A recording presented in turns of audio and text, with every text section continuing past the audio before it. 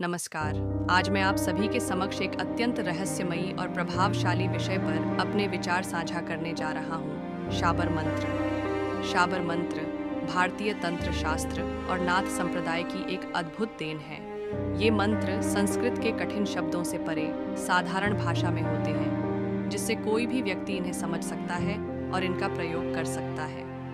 शाबर मंत्रों की सबसे बड़ी विशेषता यह है कि ये आज्ञा रूप में होते हैं, यानी इन मंत्रों में आदेशात्मक शब्द होते हैं जो सीधे दिव्य शक्तियों, प्रकृति या किसी विशेष ऊर्जा को निर्देश। शाबर मंत्रों की उत्पत्ति कहाँ से हुई? शाबर मंत्रों का संबंध नाथ संप्रदाय और गुरु गोरखनाथ जी से माना जाता है। इन्हें लोक भाषा में इसलिए विकसित किया गया ताकि आमजन भी इनका प्रयोग कर सके। यह कहा जाता है कि भगवान शिव ने इन मंत्रों को माता पार्वती को प्रदान किया था और बाद में ये सिद्ध योगियों के माध्यम से प्रचलित हुए। गोरखनाथ, मत्स्येंद्रनाथ, दत्तात्रेय और बाबा काल भैरव जैसे महान योगियों ने इन मंत्रों को लोक कल्याण के लिए सिद्ध किया। इसलिए शाबर मंत्रों को गुरु परंपरा से जोड़ा जाता है और इनकी सिद्धि बिना गुरु की कृपा के असंभव मानी जाती है। अब बात करते हैं शाबर मंत्रों की शक्ति और प्रभाव की। शाबर मंत्र इतने प्रभावशाली होते हैं कि यदि इन्हें सही विधि से साधना करके सिद्ध किया जाए तो ये तुरंत फल प्रदान कर सकते हैं। इन मंत्रों का प्रभाव 5 प्रमुख स्तरों पर देखा जाता है। 1. आध्यात्मिक प्रभाव, साधक को आत्मज्ञान और मानसिक शांति मिलती है। 2. दैहिक प्रभाव, शरीर के रोग दूर होते हैं, स्वास्थ्य में सुधार आता है। 3. भौतिक प्रभाव, धन संपत्ति, व्यापार में उन्नति होती है। 4. रक्षा प्रभाव, भूत प्रेत बाधा, नकारात्मक शक्तियों से सुरक्षा मिलती है। 5. शत्रुनाश, विरोधियों को शांत करने की शक्ति मिलती है। अब हम यह जानेंगे कि शाबर मंत्रों के कितने प्रकार होते हैं और उनका उपयोग किस प्रकार किया जाता है। 1.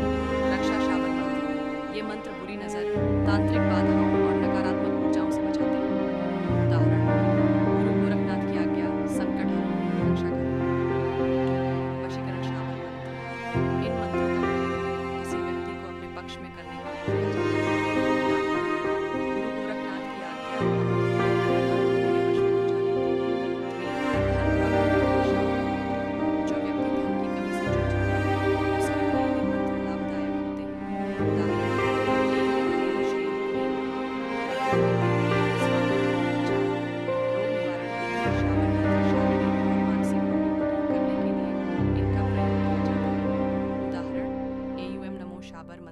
रोगनाशाय, सुख प्रदाय, सिद्धम कुरु स्वाहा। अब सवाल उठता है कि क्या कोई भी व्यक्ति शाबर मंत्र का प्रयोग कर सकता है? जी नहीं। इन मंत्रों को सिद्ध करने के लिए कुछ विशेष नियमों का पालन करना आवश्यक होता है। 1. गुरु से दीक्षा लेना अनिवार्य है।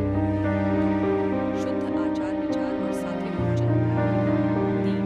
मंत्र जाप ब्रह्म मुहूर्त या रात्रि में एकांत में। 4. पूर्ण श्रद्धा और विश्वास के साथ मंत्र साधना करें। 5.